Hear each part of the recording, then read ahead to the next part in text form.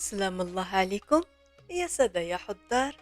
بسم الله بديت حكايتي، حكاية ترويها العجايز للصبيان، وقبل ما تنام يرويها راوي عمى من الزمان.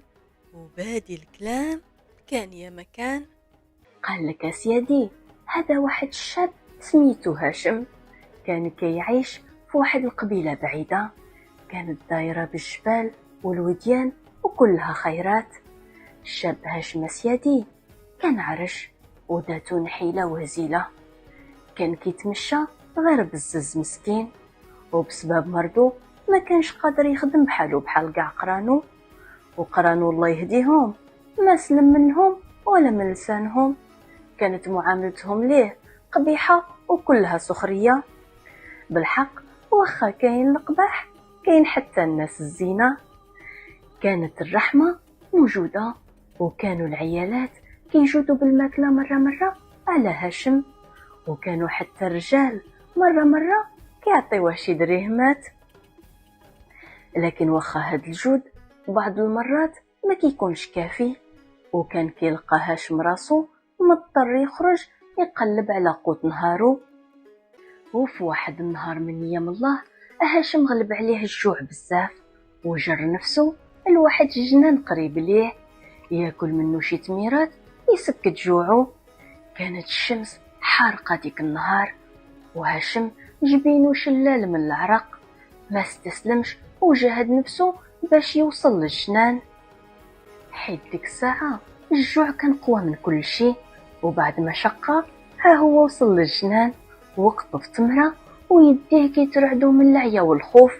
وهو على ديك الحال سمع صوت قدام كتقرب منه، دار غير بشوية باش يشوف شكون اللي جاي. كان السي عباد مول الجنان هو اللي قاصدو، بوجه معبس وعينين حمر. غوت على هاشم وكشاك شو خارجين، وقال له: اش كتعمل انت هنا؟ اش كدير في جنانية الشفار؟ هاشم طاح عليه كلام السي عباد بحال الصياط، بقى مسمر في مكانه وكيحاول يشرح له بصوت مرعود: اسمح لي السي عباد، الجوع غلبني وما لقيت غير جنانك اللي قريب من عشتي. عباد ما كانش مستعد يسمع ليه، قرب منه وشدو من كتافه وهزو بعنف ورمى به خارج الجنان، وهو كيقول له: هاد المرة إذا لقيتك هنا غادي نهرس لك عظامك. هاشم حس في الحقرة، خصوصا أن عباد عارف أنه ماشي شفار، وإذا خدا من الجنان غادي ياخد تمرة ولا جوج بالكتير. وخا هكذاك ما رحموش وعاملو بقسوة وبلا رحمة. جر هاشم نفسه بعيد على الجنان، وهو كيسمع استهزاء قرانو وسخريتهم منه، حس بانكسار ودل كبير اللي ما قدرش يتحمله ولا يرضاه على نفسه. وهو غادي هايم شاف قافلة كانت حاطة بقبيلتهم وكتوجد باش تغادر المكان. قرب منها بصعوبة وقصد زطاطها، كان راجل وجهه مبشور ولحيته بيضة وطويلة.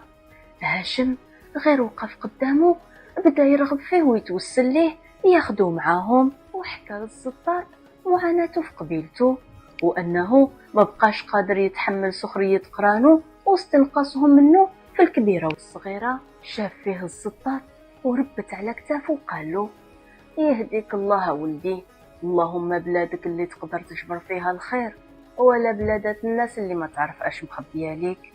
هاشم هكذا بقى كيرغب ويزهوك فيه باش يديوه معاهم، ولما تيقن الزطان من رغبة هاشم قال له: خليني يا وليدي نشوف رأي الجماعة ويكون خير إن شاء الله. شوية وهو يرجع عند هاشم وقال له: دير في بالك ولدي، السفر ماشي سهل، فكر مزيان، ما حد باقي عندك الوقت.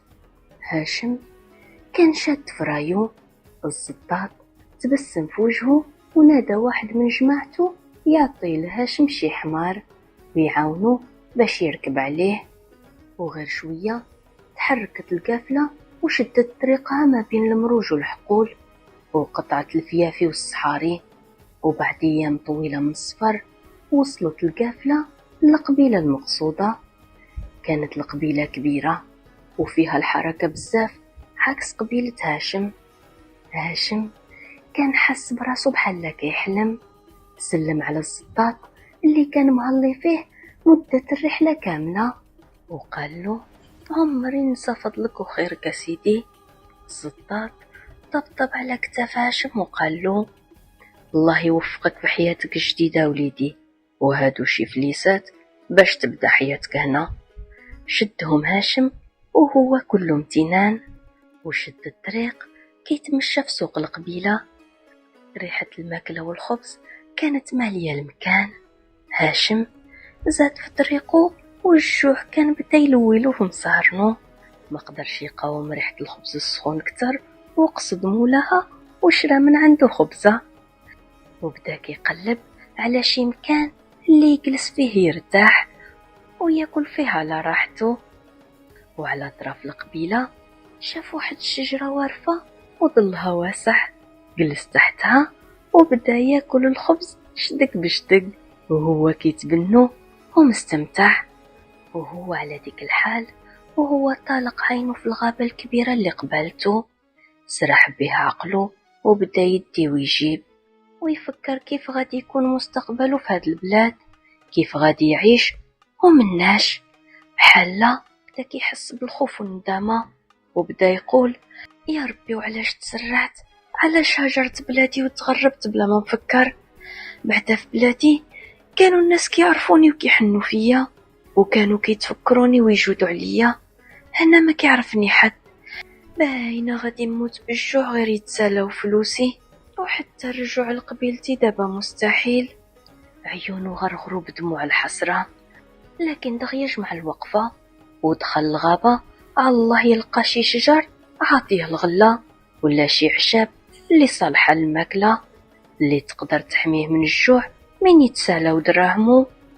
وهو كيقلب ويبقشش شاف من بعيد شاب طويل وبنيته قوية واقف بين الشجر وشاد بين يديه فاس وكيحاول يضرب به غصان الشجر، لكن في كل ضربة كان كيسقلهم وكيضرب في الضص.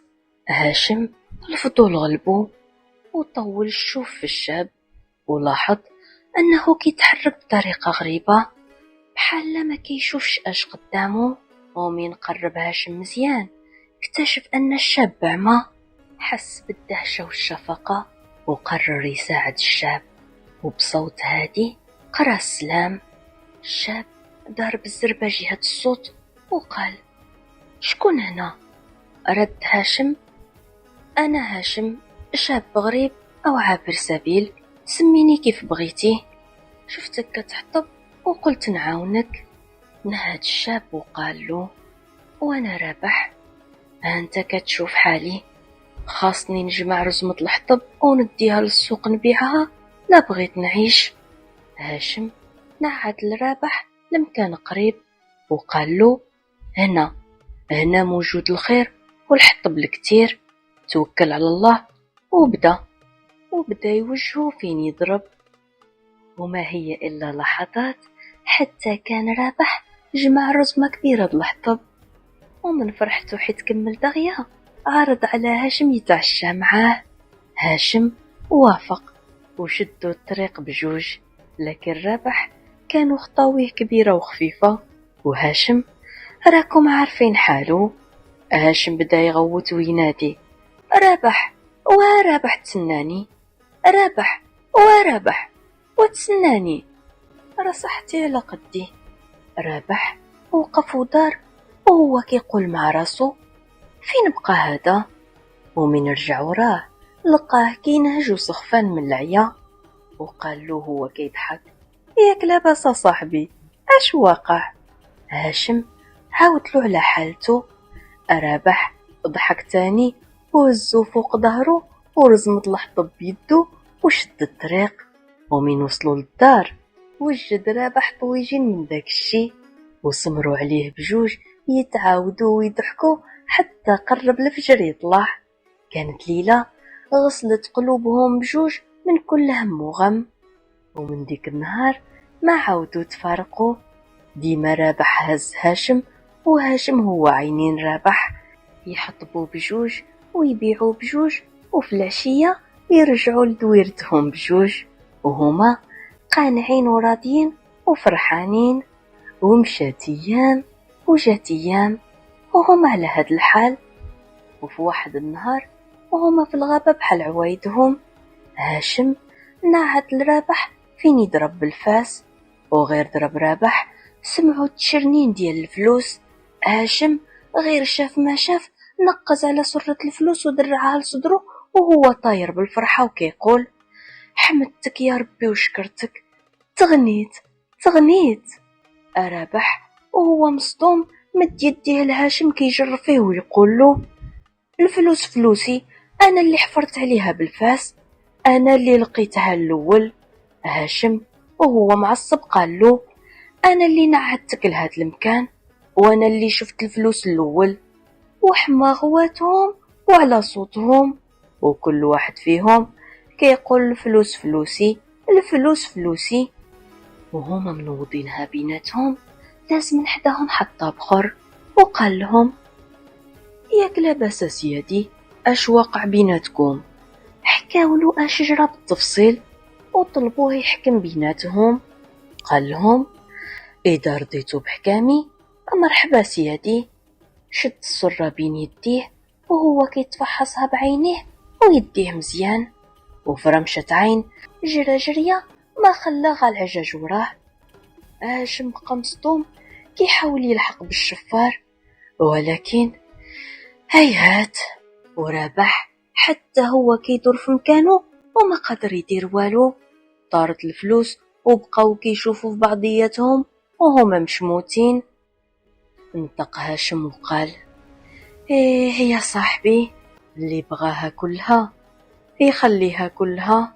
وكانت هذه هي حكاية المثل الشعبي اللي كيقول: اللي بغاها كلها يخليها كلها. ومشات حكايتي من واد الواد يحكيها الجداد للصبيان والحفاد، وبقيت أنا مع الناس الجواد.